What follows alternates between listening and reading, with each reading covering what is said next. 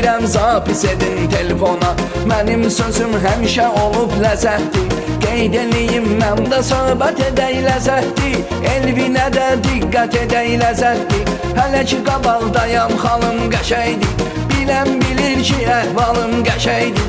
Familə bax ürəkdi, axıra qədər sənətkara köməkdi. Elvin biraz səbr elə ay qardaşım, sənə deyirəm şükr elə ay qardaşım.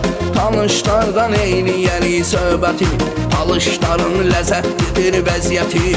Hərəkət eyləyərsiniz bu sınaqda, görək bugün kimlər olur qabaq.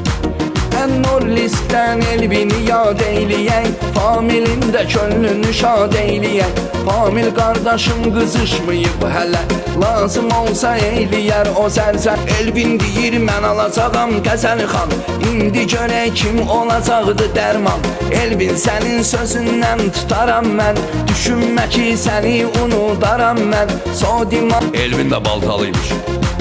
Uşaqlar əlcək